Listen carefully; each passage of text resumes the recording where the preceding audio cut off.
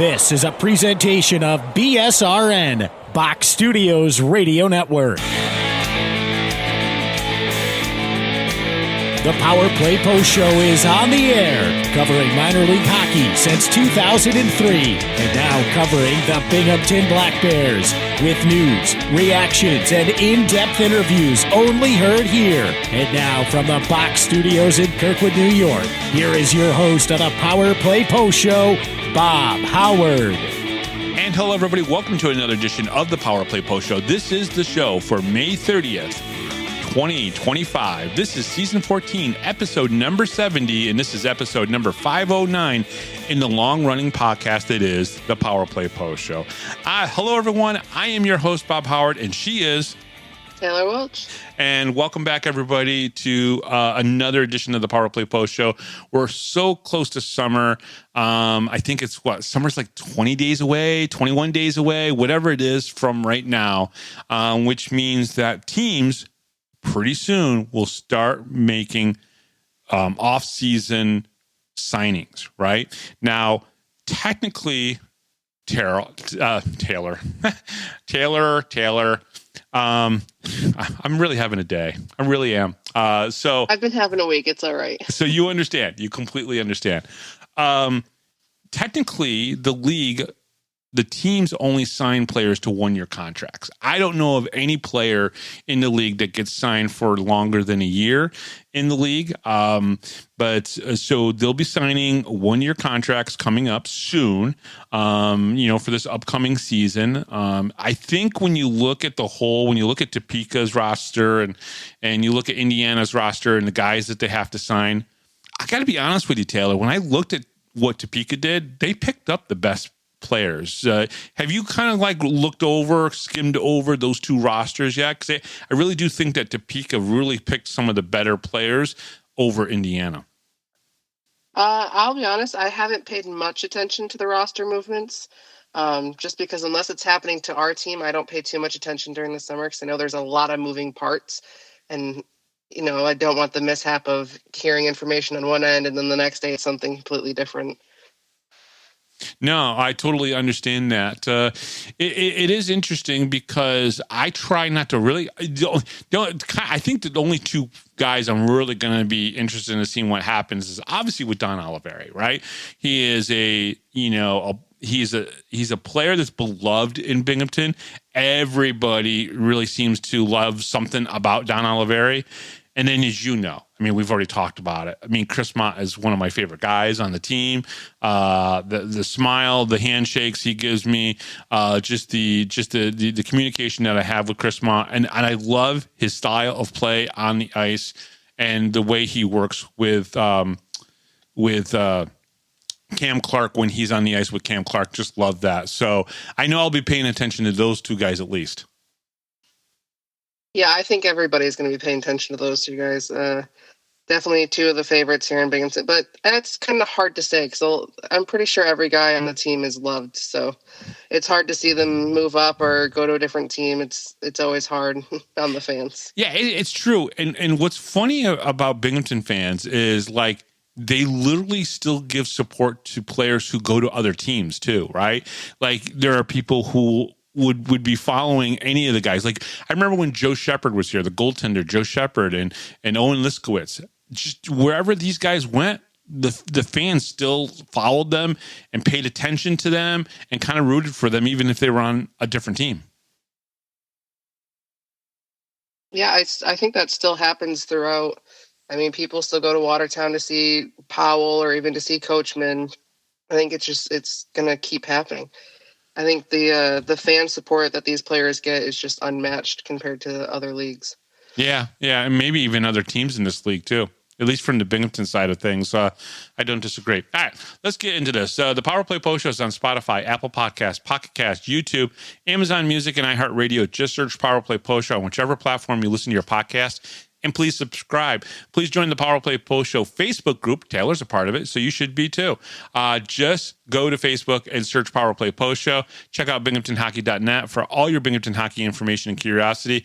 And on this edition of the Power Play Post Show, very excited for you guys to hear this from the Binghamton Black Bears, Ford, Kyle, Stephan.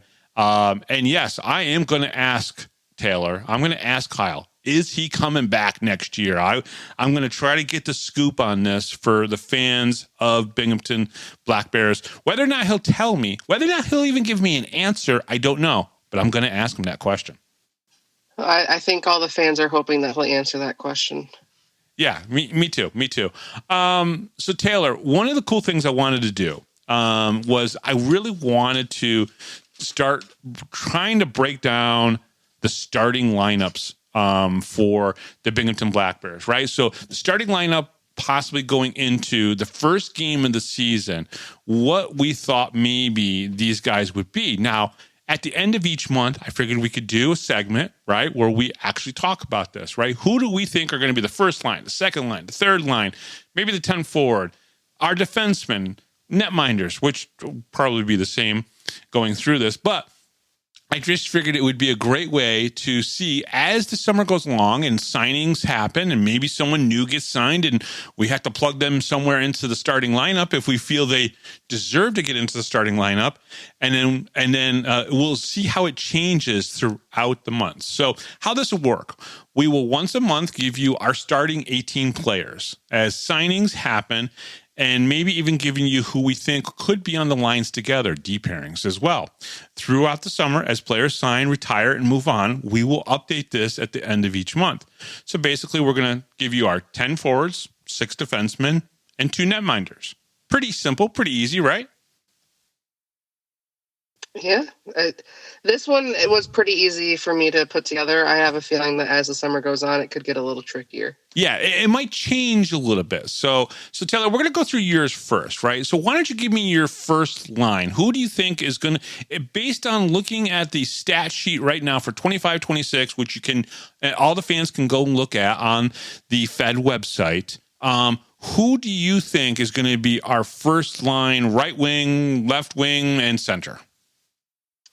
My first line isn't too much different than we've seen all year. I'm sticking with Thompson, Kirkby, and Stubbs. Okay. Now, what's interesting about that is that obviously Austin Thompson, Tyson Kirkby, and CJ Stubbs, they really came together, in the last 2 months of the season as coach moved Don Oliveri down to the second line and moved Stubbs up to the first line, which was an interesting change because you still have all of your experience, all of your tricks and that both players have. It's just a little bit of a different style between the two. But that seemed to work pretty well. Okay, so now the tricky part with Don gone, who's on your second line? So my second line, I went with one of the college ones. I have Swain, Stephan, and Yates. Okay, all right. Which I think we saw that a little bit a couple times when we didn't see Don in the lineup or Stubbs in the lineup. We did see Swain get inserted in there, so that's very good. All right. Third line, I think, is probably the trickier line to kind of predict because you have really, 4 guys that you're going to play the third line and the 10th forward, and then you've got like 3 or 4 college guys. Who do you have on your third line? My third line, I have Bernardo, Fletcher, and Clark. Ooh. Well, you and I will differ on that just a little bit. And then your 10 forward is? I actually went with the 2 extras, kind of like we were doing at the end there. Okay. So I have Sirota and Ramekers. Okay, as your 10 forwards. All right. Let's go to the defensive side of things, right? Obviously, your first pairing would be?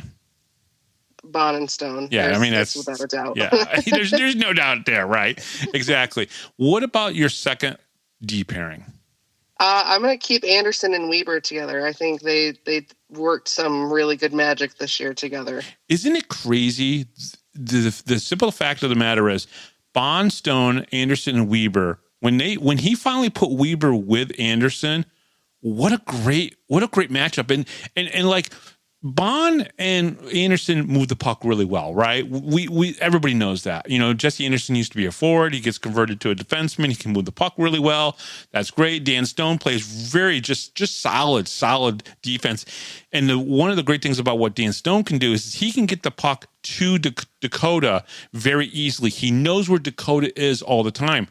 But what's surprising is that Dan Weber's grown so much as a defenseman that he becomes that great physical stay-at-home defenseman, but can still get that puck to Jesse so Jesse can move it out or get it to a forward and for them to move it out. All right. Do you have a pairing for your third line? I just have one extra, and I put Servone. Okay. I kind of thought about keeping Ramakers down as a defensive man. He could have been paired with Servone. But I also think that having him as another extra forward, he kind of played both spots pretty well. So I think having him, I think he could kind of do both. Okay. All right. So that's very interesting. And of course, I only gave you 2 slots for netminders, for goaltenders. Now, I'm going to guess that C-Mac's number 1, but who did you put as the number 2? I got to go with Hapward. Okay. So Hapward will be your number 2 goaltender going into opening night at this point. So who did you leave off the opening roster? I think Bernardo, Dobles, Emery, Benchik, and then Egbert. Well, I have Bernardo in mine. He was in my third line. That's right. Oh, that's right. So who do you have left out? I'm trying to think. So it was Poirier, Dobles, Eggy, Emery, Tosto, and Benchich. Yep. That's who I forgot. I got to write down Poirier somewhere. I'm not telling you where yet. All right. Very interesting. Now, I have a feeling that throughout the season, as we do this at the end of each month, it's going to change. All right. So I'm going to walk you through my first line. It's going to be a surprise to you. It's exactly the same as yours. Thompson, Kirkby, Stubbs. I think if all 3 come back, that's just immediate. That's just the 3 guys that are going to be practicing together in camp. I think it's an easy line to put together for sure. The second line, I have Gavin Yates, Kyle Stephan, and Nick Swain, which is not what you had, right? You had Bernardo on that second line, correct? He was in my third line. He's on your third line. So you did have Swain on the second line. Yes. So we had the same first and second lines. Which makes sense. Right. All right. Third line, I have Cam Clark on the left side, Blake Tosto in the middle, and Zach Sirota on the right side. I put Zach Sirota and Blake Tosto up there. I think you had Josh Fletcher as your center, right? Yep. Yeah. I think Toast just brings a little bit more to the game than Fletch does. However, my 10th forward is Josh Fletcher.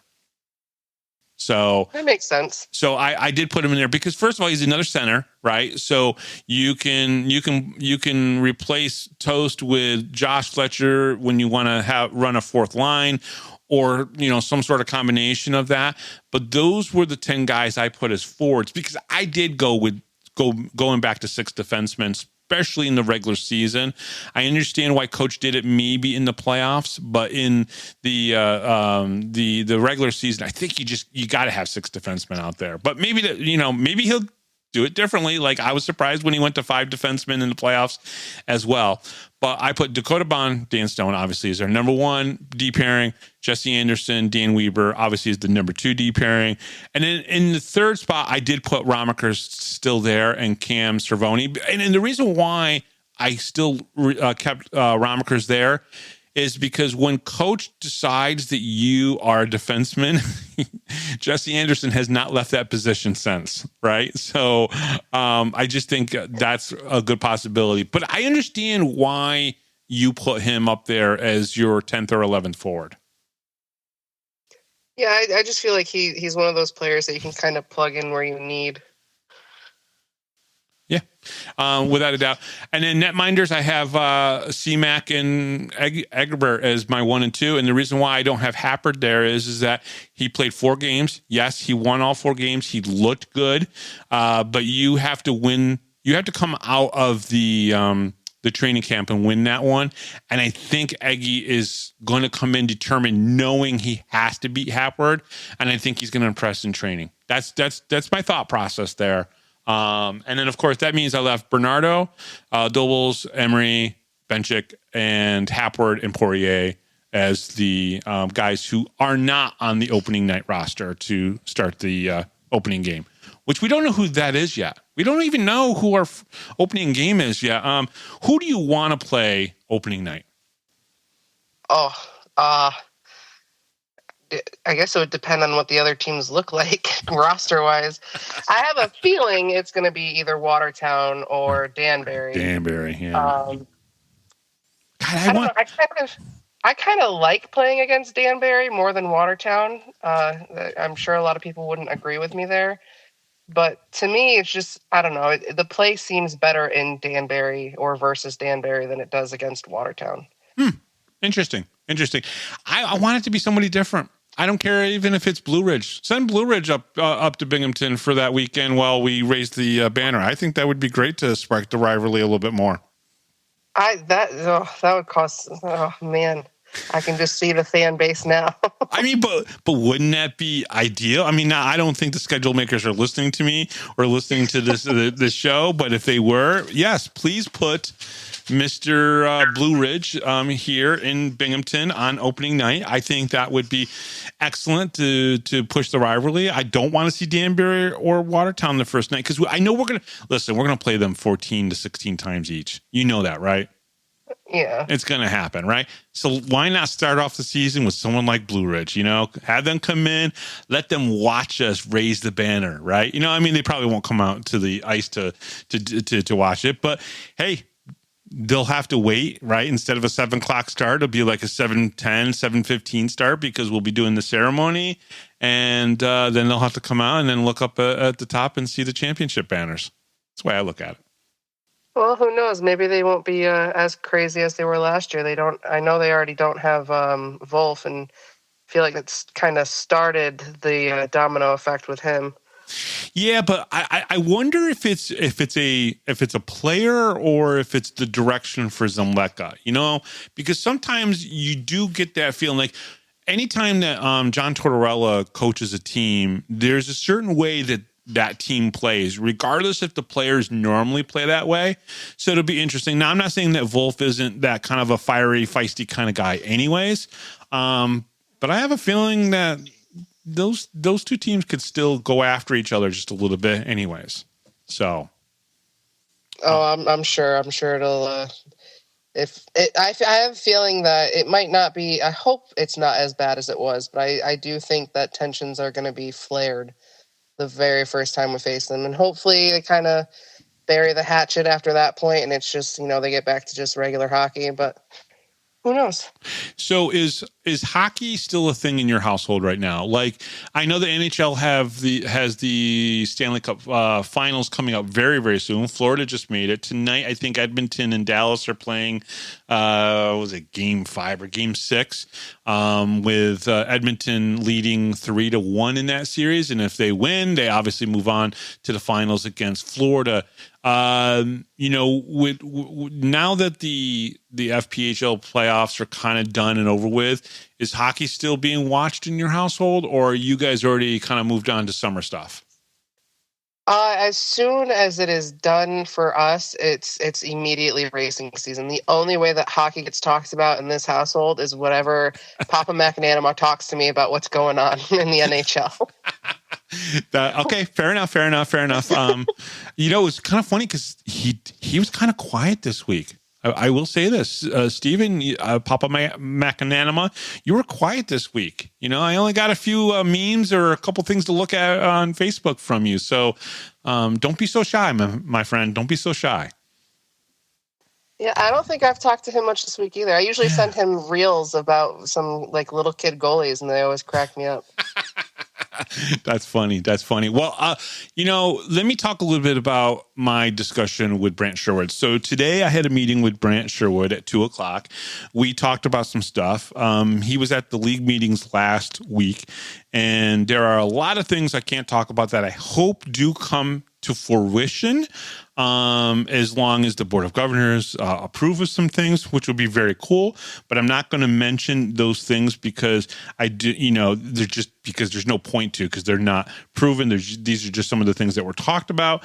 But the thing that I got from Brant Sherwood was that he really very much enjoyed going to the meetings. He didn't go to the meetings last year. He went on a trip to Europe last year, which was probably better than going to the league meetings anyways.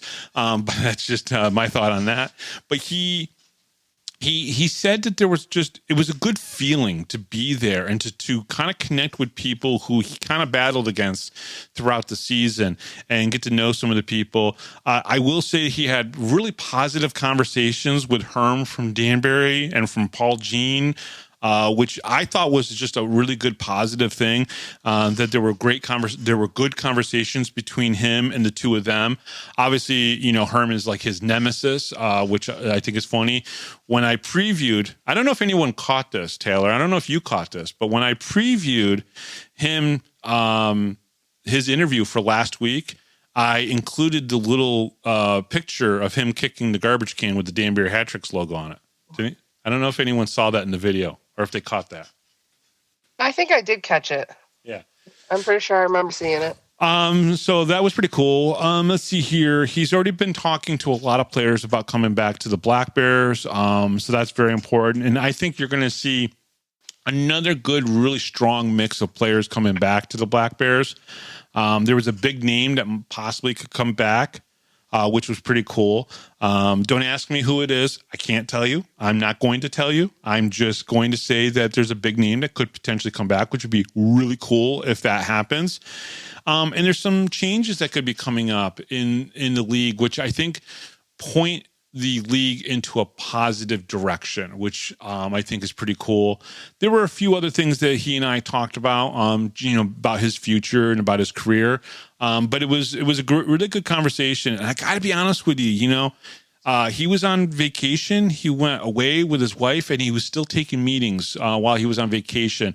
He must have married a perfect wife, because that doesn't always happen. Sometimes when you go on vacation, you're not allowed to pick up the work phone anymore, right?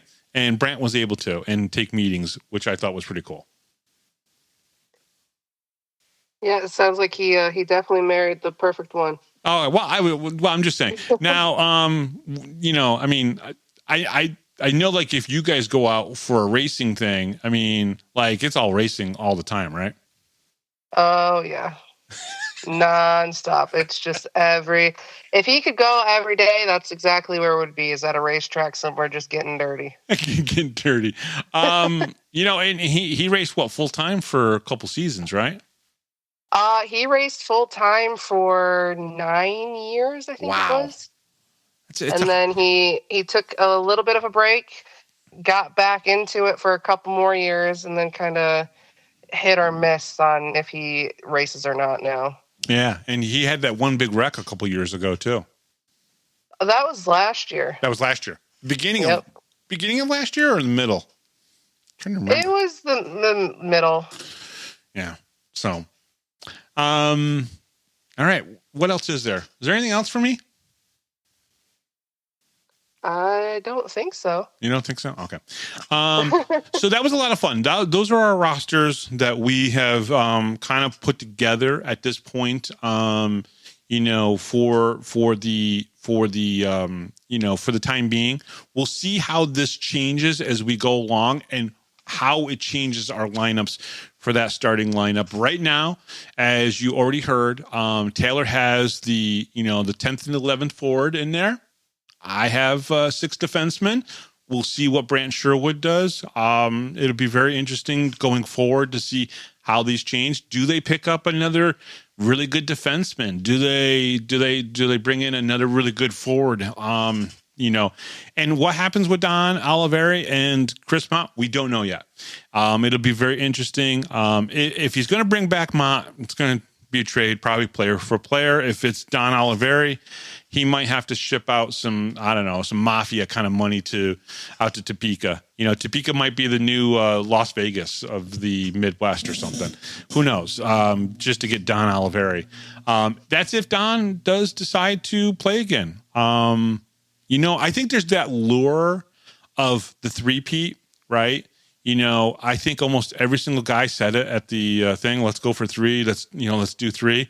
The Florida Everblades in the ECHL are the recent winners of 3 in a row. But the Three Rivers team, the Montreal Canadian Three Rivers team. They beat Florida, so Florida's not going for their 4P in the ECHL. Mathieu Bollard has not played in the playoffs for Three Rivers, but they did make it, which I thought was pretty cool. He played, I think, 27 games with them this year in the regular season, but he did not play for them in the playoffs. So that'll be very interesting. And here's something I thought was pretty interesting. So many people have talked about how hockey in the South just would never be successful. They said this 20, 30 years ago, right? Then Carolina won a Stanley Cup. Tampa Bay won a Stanley Cup. And then, Tampa Bay's won 2 in the last 5 years. And now Florida has won 1. They've been to the last 2 Stanley Cup finals, and now they're going to go to their 3rd in a row.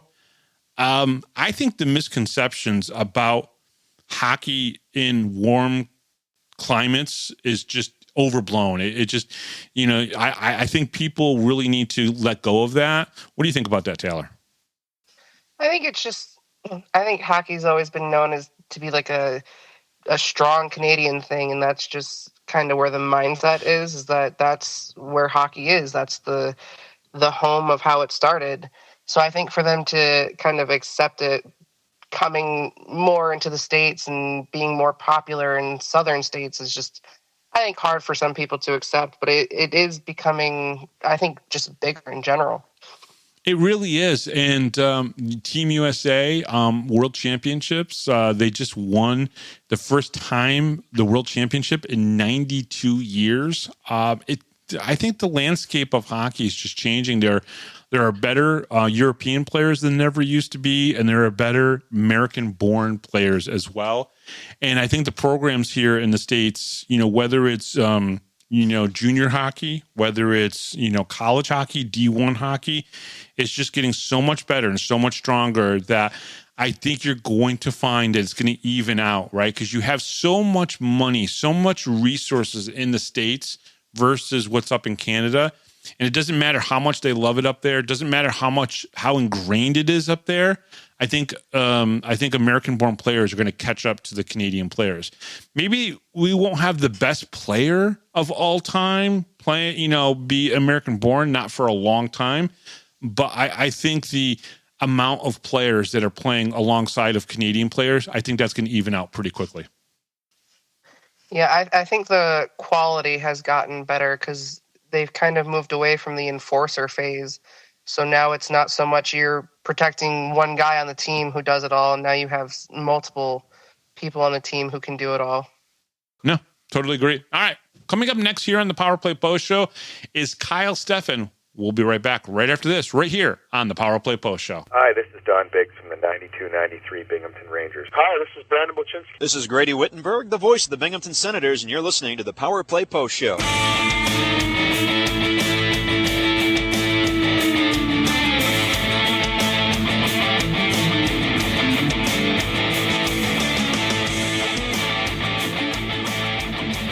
Here is another Power Play Post Show interview exclusive with Bob Howard. And welcome back, everybody, to the Power Play Post Show. Very excited to have this gentleman back on with me.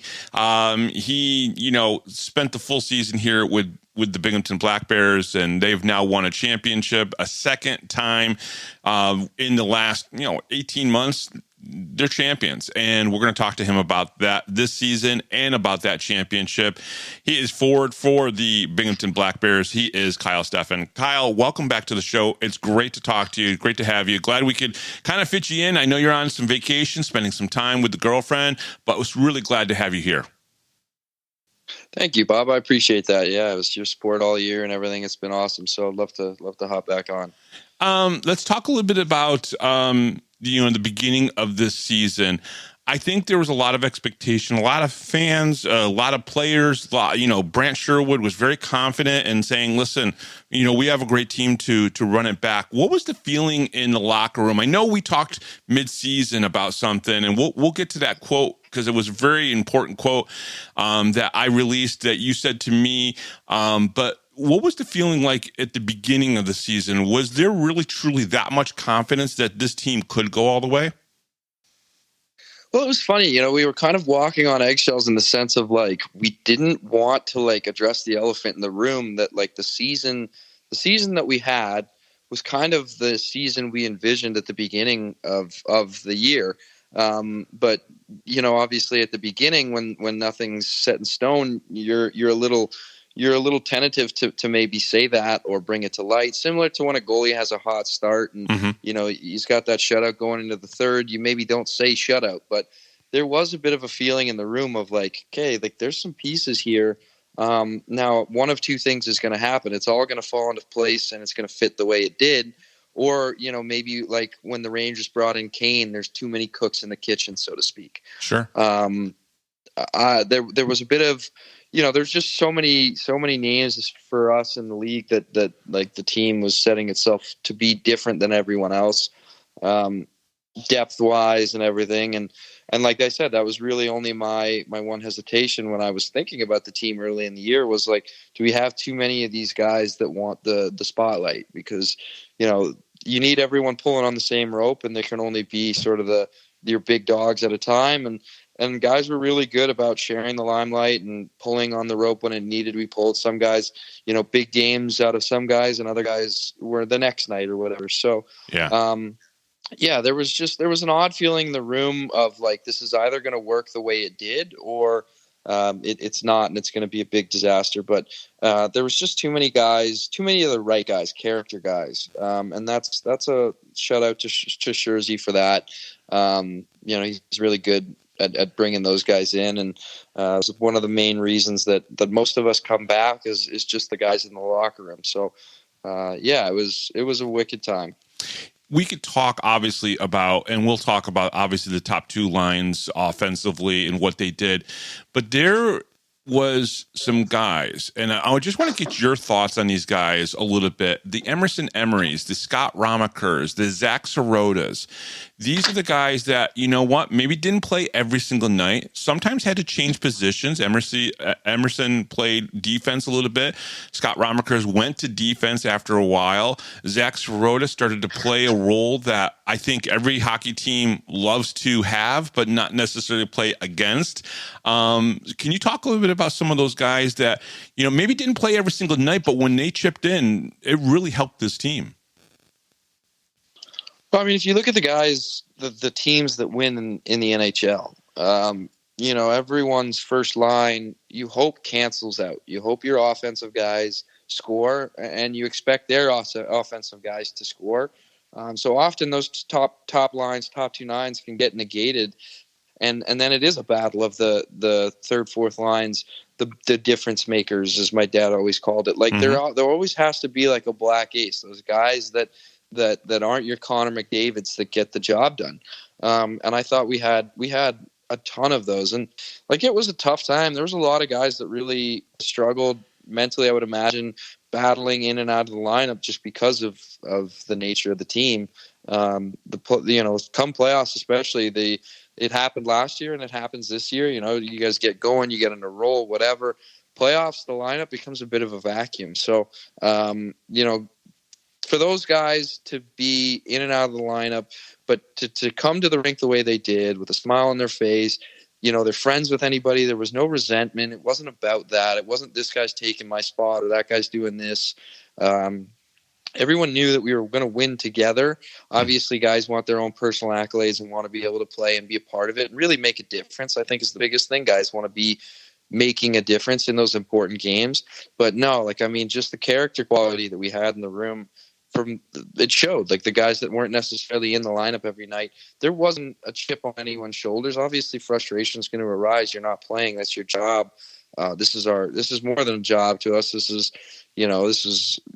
Wasn't really necessarily a job. It was a lifestyle. It was what we love to do. So, so to have all the things you sacrifice and then get sidelined, that's going to bother you. It should. Mm-hmm. You're not a real competitor if it doesn't.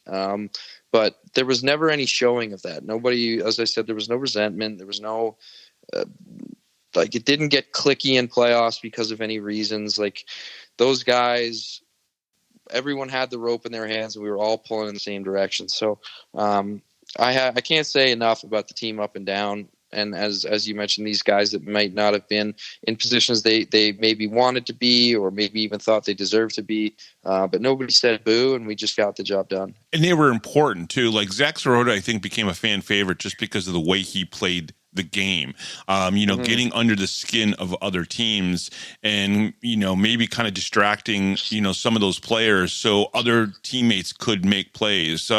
That's a really an important element to sometimes that third line or even that 10 forward. Well, Florida Panthers are proof that it works. Yes. So, my goodness, they've got many guys up and down their lineup doing what he did. And whether you enjoy watching that type of hockey or not, it's effective come playoff time. So, yeah, absolutely. I remember when Scherzer brought Sirota in, I remember thinking to myself, like, I don't know if this guy's going to have the bite required for, like, the playoff style that we play. Sure. And then just as things progressed, and even just living with the kid, you start to realize that, like, he's an agitator in a good way. We love him, but he thrives on throwing little jabs, and yeah, it's just the way he is. So, as I said, as time went on, there was no doubt in my mind that he wasn't a playoff guy. He's 100% a playoff guy. He plays that way. He's not afraid of the dirty areas. He's not afraid to get to the front of the net, to the corners. And yeah, he doesn't shy away as soon as the whistle blows either. So it was a lot of fun to watch him develop and really find his game, find his role. And then as it showed, he was a big impact guy come down the stretch. So. Kyle, so many times when I talk to players and we kind of review the season, and I kind of start asking some of the exit interview kind of type of questions. A lot of times they don't want to talk about themselves, but I want you to indulge me just a little bit. Can you talk a little bit about your first full pro season and how you felt you as a player played this season? Yeah, there was ups and downs. My ultimate goal was to win. Like, at the beginning of the season, I told Sherwood, I said, like, my intentions are to have a big year and everything, but I don't know, like, personal accolades aren't maybe as important as a championship. Like, I know that my time as a hockey player is short, and I know that, 20 years from now, I'd rather have a ring than a 50-goal season. Granted, I'd rather have both, but yeah, I had some injury troubles. It wasn't my favorite season as an individual player, let's say. I thought I got snake bit a couple times. I think it all stemmed from the previous summer of just not getting in the gym hard enough. Right.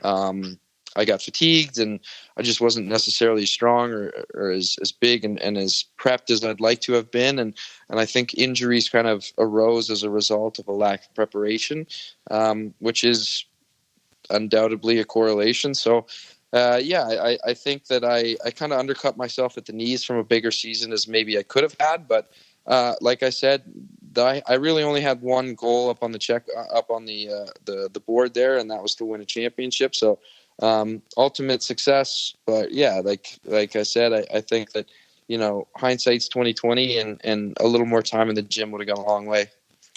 You obviously took 4 years off, came back, and one of the things that you said at the celebration was, you turned, you looked right at Scherzer, and you said, "Thank you for this chance. Thank you for this opportunity." How important was it, or how much of the relationship that you've had with Scherzer has meant so much to you because of the fact that he did give you a chance after being off for 4 years? It was proof in that moment. I was and always will be extremely thankful for.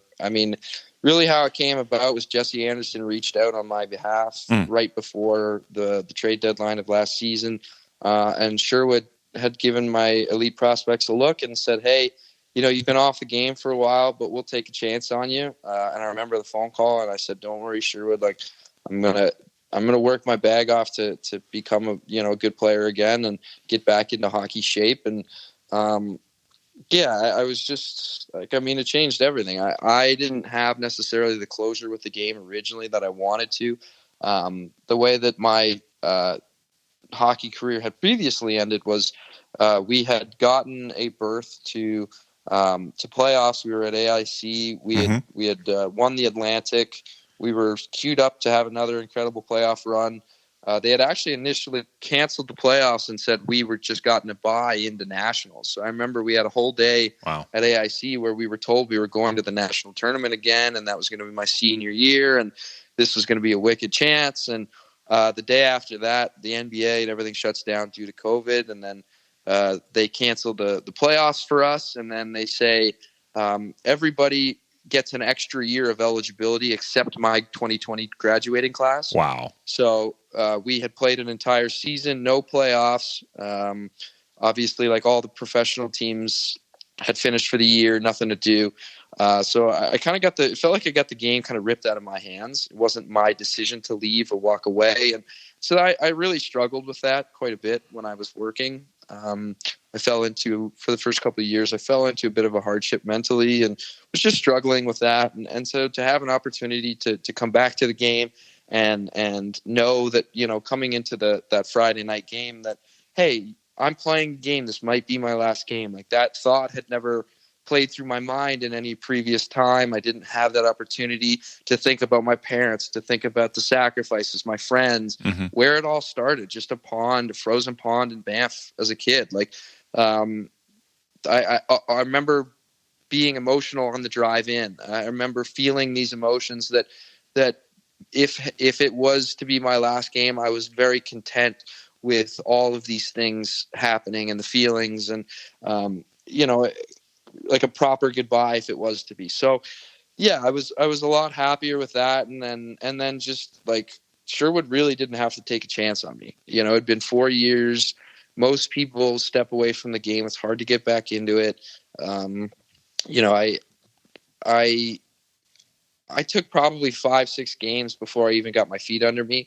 I didn't know if I was even going to stick around. Last season when I came, I was so out of it at first that it really, like, a really hard coach, like we call Sherwood a player's coach. He's a player's coach. Yes, he comes 100%. to you, he makes sure you're good. If the team needs an extra day, he's not putting you in the room to get on the ice to bag skates or do video. He's not dragging your ass through a 2-hour video session where you're falling asleep.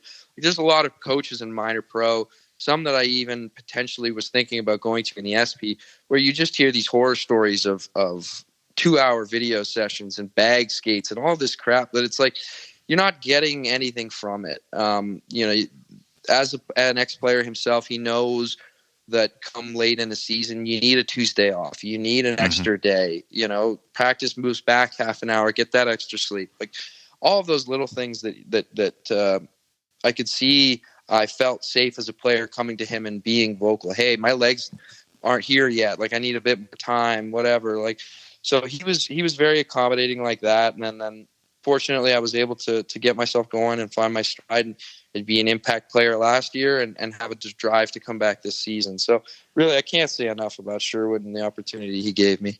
Do the fans or do other people realize how tough it is to be Brant Sherwood in a sense? Because yes, obviously his success the last 2 seasons, but he's taken a lot of criticism at the beginning when, you know, even before you were here.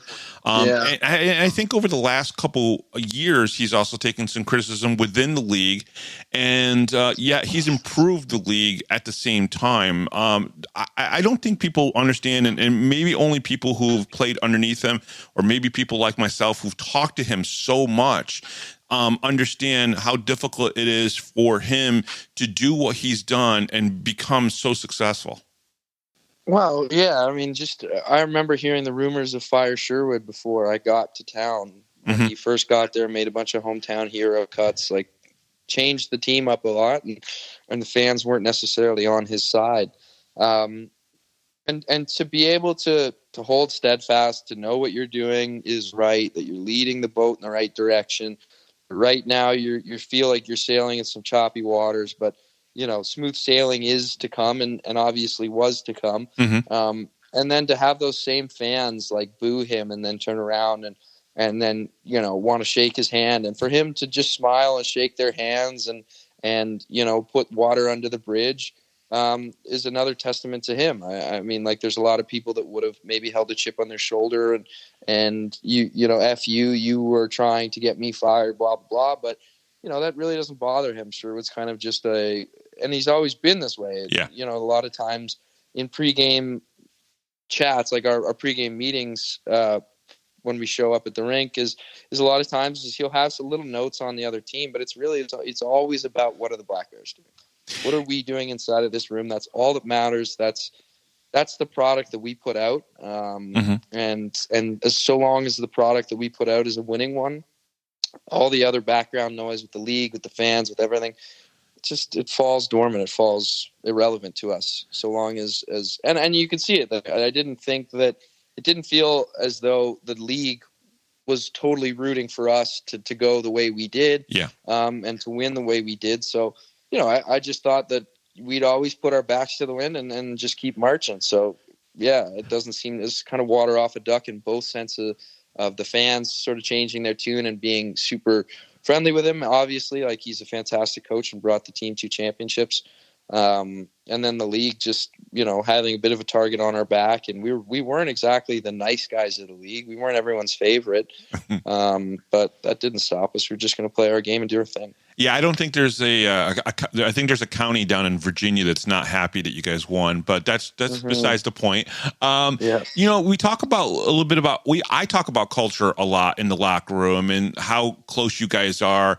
And one of the things that you and I had a conversation midseason about this team, and it was right around that 18-game win streak. It was probably during that 18-game win streak that you guys had. You said that the belief in the locker room is unmatched. And a part of that does come from, what Jersey helped build, but it really does come down to the players really getting along, having the same mindset and moving forward. You talked a little bit about this already, but talk a little bit about that quote, because a lot of the fans really loved what you said there. Well, it's the truth. It was like, there was no discussions of maybe this, maybe that. There was only ever like winning. Mm-hmm. The Commissioner's Cup was the only conversation we ever had. It's and you could see it, like, we'd be in a third period game, close game, or they'd tie it up, or they'd even go up one. Like, there was never any, like, nobody ever got scared. Nobody ever started to grip their stick too tight. Like, nobody ever got nervous that we weren't going to win. Like, there was just, we knew we were never going to lose back to back. Yeah. If we laid an egg one night, we were coming out of the gates like a bat out of hell the next. Like, there were just too many things right. Too many guys in the right place doing the right things. Like, there was just too much belief. Like, we would walk into games and, like, it was similar to, I can't remember. It was like the Golden State Warriors that time when they're the Last Dance when Steve Kerr's talking about that year where they're looking down the lineup on the calendar going, like, goodness, we might not lose a game for a month. Like, there was a bit of that in the room where, like, it was just so long as we keep this, this little Shangri-La of ours in Binghamton, right? This little base of ours where, we're training right, we're practicing well, and our minds are just all together in this place that I don't think we're going to get pulled off our course here. It was an odd feeling. I've never been on a team that, like, winning felt like a lock, like it was an automatic thing some nights. But I would look at our lineup. I'd look at what we'd done in practice. I'd look at our preparation, and I'd go, there isn't any fault here. There's no chink in the armor currently. Yeah. Yeah. When we talked, I asked you basically if, because at this point I was like, okay, they could finish the season with less than 10 wins. And you guys did that. I mean, you only had 7 losses combined between regulation losses and 1 shootout loss to Danbury, which was, to me, is just an insane thing to think about. An .851 winning percentage. I was going to ask you, but you already kind of really talked about it. You really haven't been on a team like this before. You've been on good teams before, but not like this. Yes. No, this is Bruins President Cup style stuff. Like, this is... It truly is. And I remember having this conversation with one of the local fans. I go, look, guys, like, this is going to be tough. Like, there's the probability that you're going to exceed this season. I know, as a fan, again, is slim. Like, what is the chance? Like, that was pretty much perfection. Mm-hmm. It wasn't exactly perfection. I think, 50 wins and we're not the New Brunswick CIS team that wins literally every game a couple years back there, but we're striving for perfection, and it's going to be hard to replicate. I don't imagine that a season like this gets replicated often, maybe ever, but it is going to be a tough thing for a lot of people in the community to swallow, that was so close to perfection as a team, as a whole, as an organization, that it's going to be hard to you might not get that again next year or the year after. It's a lot of the core guys, by the sounds of things, are still going to be there, so it doesn't seem like the ship's going to sail too far from the harbor. But it was like I said, it was Bruins President's Cup. It was something I've never experienced. I've only ever heard about and talked about. It was the strangest feeling going into games, without a worry. There were a lot of nights. Now, there's some nights, you're playing some of the stronger teams. You go to Athens, we're playing Carolina. Even some nights at Danbury is a different thing. But there's a few teams in there where it was just like, all right, here we go, 2 points, 3 points. Yeah. That's not being cocky. That's just knowing where you match up within the league, correct? Yeah, and cocky is, I don't know if it was the right word. There's times some teams might call us cocky, but like I said, the confidence didn't just come from looking around the room. It came from all right, we did a wicked week of practice. We did everything right. Mm-hmm. Everyone's firing on all cylinders. They can bring their A game. It doesn't matter. Yeah. Have you made a decision yet on your future? Because I know this is a tough thing. You're 30 years old, and you're not making millions of dollars playing for the Binghamton Black Bears. I don't think anybody really is. So have you thought about your future? Do you think you might come back? If I'm being honest with you, Bob, this is probably more than likely it. Okay. There's a few different things. For one, I live a pretty, I don't want to call it extreme life, but outside of the rink, when I'm not playing hockey, I mountain bike, I ski, I motorcycle. I ski pretty hard. I'm avalanche rated, and that's definitely one of my biggest hobbies outside of hockey. And I know that I intend to. I want to be a mountain kid or a mountain man, I guess, at this point for the rest of my days. If I could, I don't want to beat my body up and not be able to do these things that I love. Sure. And you're right. It would be a lot different if maybe, I was the type of player that was earning a career doing this. Yeah. I don't have any offer. I'm not the player that's making a living doing this, unfortunately. So yeah, there's definitely pressures from both. From the financial standpoint, there's some other pressures. My mom is very much wants me to step away from the game. She saw how I got banged up through these last couple seasons, and she's tired of watching me be hurt. My girlfriend wants to move in a new direction and stuff like that. So there's a lot of other pressures, and I want to move in her next direction. I know that life has another chapter for me, and I'm excited for that. And I'm obviously going to miss everything about hockey, everything. Yeah. I think that the one that everyone struggles with the most is the locker room. I mean, you go from a world of extreme interaction. You have 30 brothers, and everyone is this. For the most part, a lot of us are similar people. We're an energetic group. You kind of have to become an athlete and have this desire and be able to put your body through this. You have to have a lot of energy, so to speak. But so yeah, you go from 30 of your best buddies for a year of extreme interaction. You're rooming together, you're living together, you're on the bus together, you're playing cards, and then you step out and it's quiet. It feels like two different worlds. And obviously that social interaction is hard to get rid of, and it's hard. It's almost impossible to replicate in real life. I've found it's almost impossible. Beer league can get you close, and you get on these local teams and whatever. But going through the trenches, battling, breaking down on the bus with the boys, these little things that bring you closer, you don't find that an everyday lifestyle anywhere else. It's hard to replicate, and I'm very happy in a sense that I've already gone through it. I've stepped away from the game. I know what's coming. Yeah. It is hard, and it is mentally draining. But having done it once, I know the things that keep my head above water, so to speak, is getting out, being around people you love, making sure you're exercising still. Like, I stepped out of it and I kind of just fell off the boat a little bit. Mm-hmm. But this time will be different. The first time. Yeah, exactly. Yeah. And like I said, a big part of it was maybe I felt like the game wasn't, it was taken from me. It wasn't my decision to leave. Mm-hmm. I would imagine that's a big step in the closure aspect.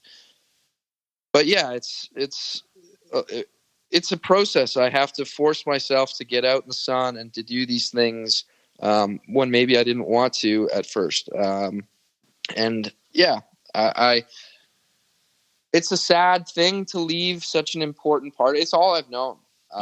It's all a lot of us have ever known. Right. This is the only thing I've thought about since I was a kid. I remember being in school and teachers pushing homework and me thinking, what does it matter? I'm going to the NHL, blah, blah. Like, that's where my head has been at my whole life. And sure.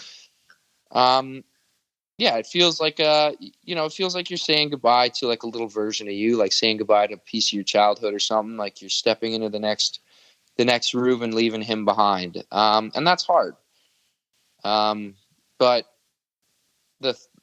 would I give up it being hard to give up all of the hockey? Like, absolutely not. Like, the memories, the friendships, the stuff that I get to take with me from this point on, should this be the end, they'll fill my cup for the rest of my days if they need to. So, I'm extremely happy for my parents, for the sacrifices that my sisters, my friends, everybody that was a part of this journey, teachers, coaches.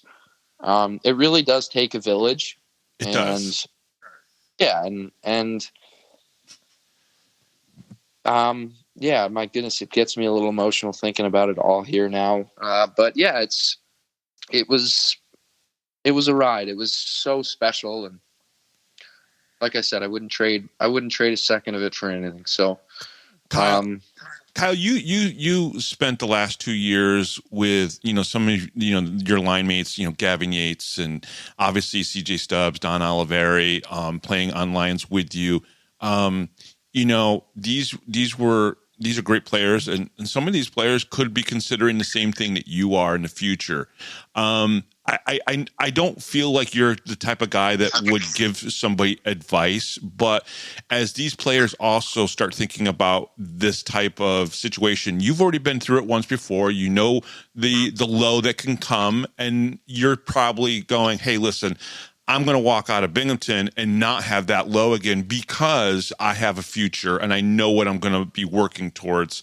And I'm, like I said, probably not going to, offer up any advice, but what are the things that you can tell some of these guys to make it a little bit easier if they do make the same decision as you do, whether it's this year or next year? Hobbies, competitive hobbies, something that you can, for me personally, I need to be outdoors doing stuff. My hobbies are like biking, skiing, doing those things. Not everybody's like that, but I need to find something that I can mentally throw myself at the way it was with hockey.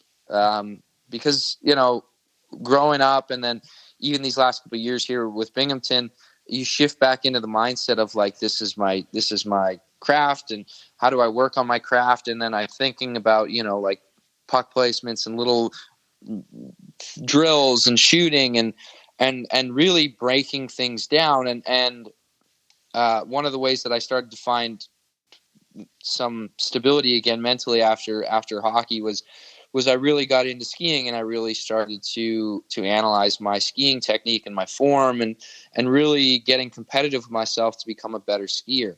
I think that's since shifted into golf. I know a lot of hockey players find a lot of happiness in golf, finding that same thing. And It's a great one. You can be competitive with yourself and play with three other buddies who are not being competitive and have the fun that you want. You can go out and I don't really drink on the golf course much, but all my buddies do. You go out, have a pop on the course and enjoy the sun. And it's something that I like currently that I can use that extra mental energy that I always used to use on hockey. When I first stepped out of hockey, it was that mental energy was going towards like being sad. I was thinking about like the boys and how lonely my sales job was and how this and that. And then I found a different hobby. I would find something to throw myself at and sort of engross myself with and keep yourself distracted. A big thing that helped me get through it was having the right support network. I got back around my family and friends. Yeah. And that made a big difference. I got a dog during the first COVID time when I stepped away from hockey, which I love her to death. She's one of the best blessings I've ever had in my life. So yeah, each person's different. Yeah. I know most guys aren't like me. I'm a bit of a psycho. I'll go out in minus 15, 20 degree weather and I'm going to go skiing. Not everyone's going to do that. So I think it's all about finding what gets you going, what gets you out of bed. It's hard. I don't always necessarily have the right thing to say at the right time. I know that some of my buddies out there are stepping away from the game and some are going to go through it worse than others. Yeah. If anyone's out there, if anyone's listening to this and you do step away from hockey and you're having a hard time, my phone number, if you have it, give me a ring. Yeah. I know that was one of the bigger things was just being open with my friends and family about like, hey, I'm kind of hurting here. I've gone through my whole life being this sort of celebrated individual. You see how things are treated after games. Everyone wants your autograph. The minute you hand in your jersey and you walk out, nobody wants your autograph. You're kind of just a regular Joe. And going from that to the other, it's hard. And so being open and being honest about how you're feeling was a huge thing for me. So if anyone out there is listening and you need some help, reach out to me. I'll listen to you all day long. So. Kyle, that's one of the reasons why I think when I heard you say and answer the question the way you did about possibly stepping away from the game, kind of like hit me a little bit in the feels department. And I'll tell you why. One of the things when I brought my show back 2 years ago, I knew that because I was just going to cover mostly just the Binghamton players, cover and talk to a lot of the Binghamton hockey team, that I might build up some relationships and some friendships. And one of the things that Brant Sherwood has made it so easy for me is that the guys that he's brought in are character guys. They are, I don't want to say sweet guys because that's just horrible to say to a hockey player probably that you're sweet, but these just good guys. Yeah. Good guys, good character guys. And, talking to you over the past year and a half has been such a pleasure of mine that, it even hits me as someone who's kind of trying to cover you guys, tell your guys' story a little bit. And I'm going to miss that. I'll be honest with you. I'll miss being able to see you at the rink and talk to you if that's the decision that you ultimately make and everything. It's for me, it even affects me a little bit. Bob, I appreciate that. Being told that you've influenced people in a positive way and that you're someone that they enjoy to talk to is it means a lot. That would mean a lot it means a lot to me. I know that like my parents hearing that would mean a lot to them. I get all of this from them. I'm obviously a byproduct of my folks and the love that they've shared. So, I know that my family really appreciates you saying that. It's absolutely true. Now, if you don't come back, all right, and they have to put somebody as that second line center of the guys that's left, who can take that role from you? Who do you think it is? Honestly, Bob, there is a number of guys that could easily fit that role. I didn't think that we were struggling for for bodies up and down the lineup at all. I think you can put any one of our. You could put Josh Fletcher. You could put Chris Mott. You could put Scotty Ramakers. You could put Sirota in there. You could put like any one of them. You stick any one of the guys in there, and I'm imagining that he's going to bring in more recruits this next year as well. Mm-hmm. Yep. Shurzy is he's an incredible recruiter. I give him that, and then it also helps that the facilities, the team, the fan base. One video showing what our playoffs looked like. Why would you not? There's literally. I don't think there's a team. It's funny because everyone in other leagues doesn't know what we have here. And from what I've seen about the SP, I wouldn't leave Binghamton for any team in the SP. Yeah. I wouldn't. Yeah. I wouldn't leave Binghamton for a bunch of teams in the coasts, in terms of just lifestyle, living, the way we get treated here, you're only going to find in sort of the higher end coast teams and then the American League and up kind of thing. We always made a joke during the season, that it was a country club, that we played at a country club because it was that good. Life was good. Life was grand. And you're not going to get that. Like I said, you can, there are good facilities in the SPHL, but nobody runs a better program than Sherwood. If you pick any SPHL team, I will put us up in terms of locker room character. I would put us up in terms of coaching character. I'd put us up in terms of fan base and facilities. I'm rocking Binghamton over everyone. Before I let you go, you touched upon it just a little bit, but how big have the fans been to you guys as players? You said it's almost like a rock and roll style kind of life almost, after the games are over with, people want autographs and pictures. But the support that you guys have gotten from the fans these past year and a half for you has, this team just is like a rock star here in Binghamton. I said this to guys.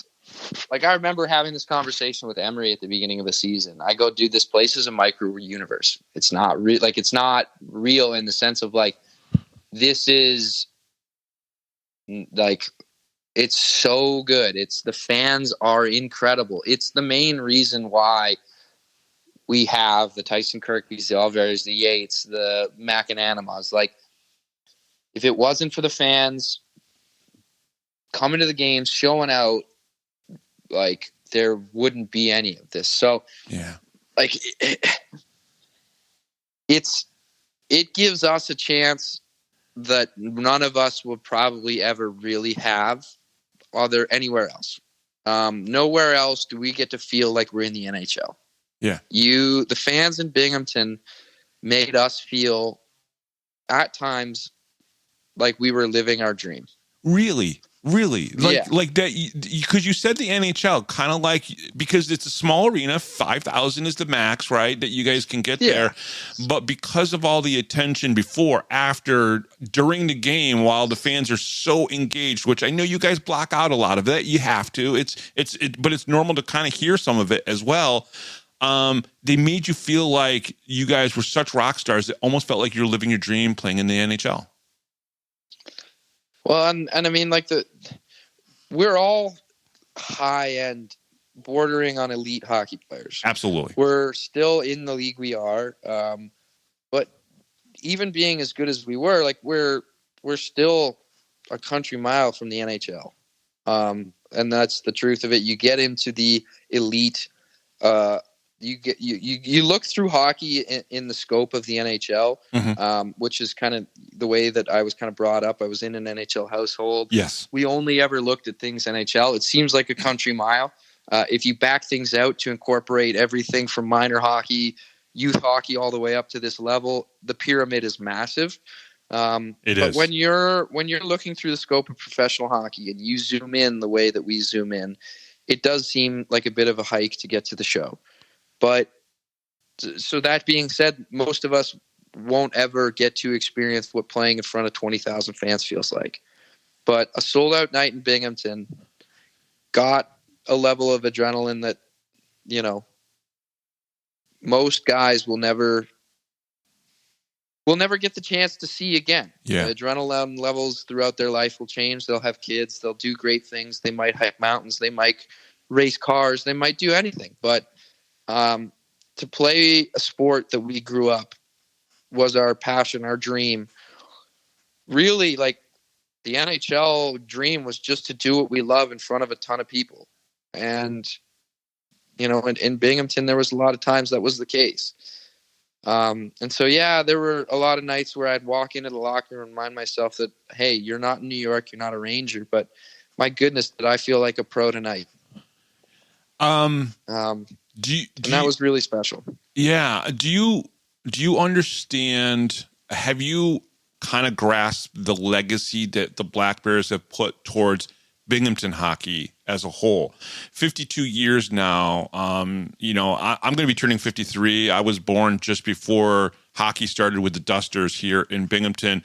And you guys have now racked up back-to-back, obviously, championships. The only other championship was in 2011 with the Binghamton Senators.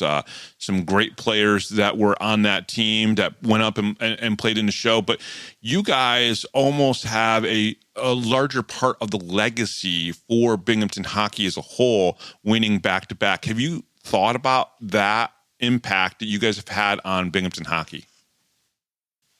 Well, there's two sides of that. Like, one, thinking about it now is pretty cool. Actually, now that you mentioned that, just seeing the way that I don't know if it was last year or this season when the coach of the old Senators came in and he dropped the puck, and the fans of the old championship team really showed up and gave their appreciation. And, that was really cool to see. And like realizing that, holy crap, now I am, and the boys are a part of this town's fabric, this town's history. Yeah. It kind of is sinking in as you say that now, like, wow, you're right. Like, coming back in 10 years, that banner's going to be there. They'll never be able to take it away from us. And I intend to come back to Binghamton, and visit 100%, drop a puck, come see the fans. And it was cool. We do our booster club, and we'd meet with a lot of the fans, and we would interact and talk. And the fans really said that they liked the Fed team better, in a sense, because we were a lot more appreciative of the fans and the arena. Whereas, and you can imagine that as an NHLer, you get sent down to Binghamton, you're a little frustrated. This isn't necessarily where you want to be. You want to be in the big times. It feels like a demotion being here. Whereas for all of us in Binghamton now, it is the NHL. This is the showtime. So, we're as players a lot more appreciative to be there. I think we give back a little more to the fans as a result, and then as a result of that, it seems like the fans are a little more, involved and care a little bit more about us all here. So, it's really special that I got to be a part of such a community, because this really is a diamond in the rough. This is a 1 in 1,000 professional organization. This is a unique place with a unique fan base. And it got to give a lot of players that might not have this exposure something that they'll never forget for the rest of their lives. You said it at the celebration. I've been saying it for years. This is the best fan base in minor pro hockey. You don't go from being in the AHL, go down to single A hockey, and then still sell out more and have more fans in the stands than ECHL teams, AHL teams, SPHL teams. This is one of the best fan groups. We are appreciative of you, Kyle. I hope this is not the last time you and I have a conversation about hockey, no matter what it is, because I've really appreciated the time that I've had with you. Well, Bob, it really has been a pleasure. I appreciate everything you do for this team, for this community, and thank you for having me on. Yeah, absolutely. Before I say my final goodbye for this segment, Florida or Edmonton? I mean, my heart's with Edmonton, but I can't deny that the Florida plays a championship style of hockey. Like the Binghamton Black Bears. It's eerily like the Binghamton Black Bears. It is. It is crazy. Yes, it's different levels, but the style and the way they play. I told Jersey a couple weeks ago, listen, Florida's going to repeat. I mean, they're going to go back, I think, for a third straight time, and I think they're going to repeat. And it's crazy, Kyle, because if you think about it, Hershey went back-to-back. Florida Everblades did a three-peat. And then they just got knocked out by the Three Rivers team up in Quebec. So it's just crazy on when a team hits it right, how good they could be. And the Black Bears could go for a three-peat next year with all the returning players and just the right, formula of sauce. Kyle, thank you so much for coming on. We really appreciate it. Of course, always. Thank you again, Bob. And we'll be right back right after this, right here on the Power Play Post Show.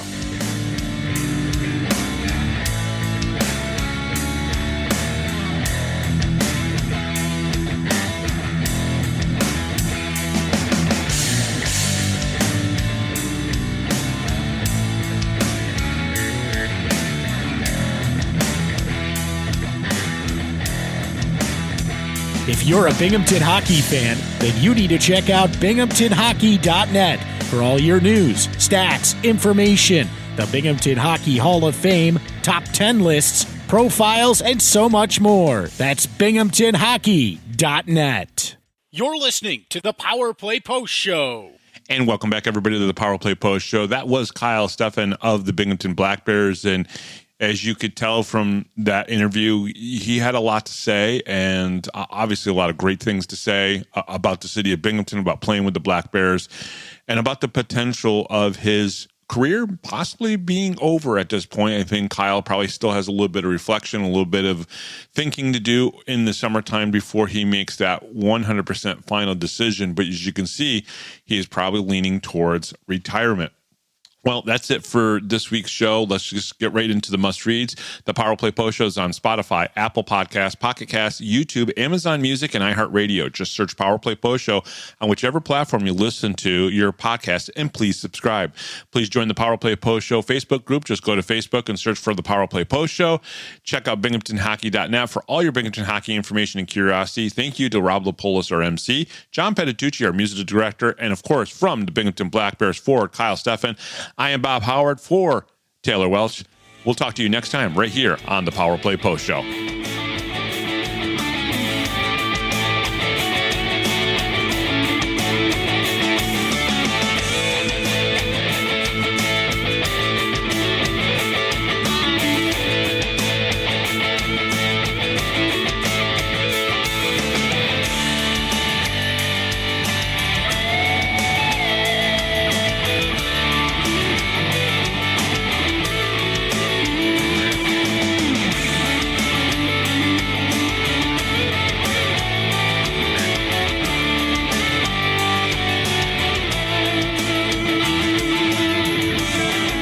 Thanks for listening to this edition of the Power Play Post Show.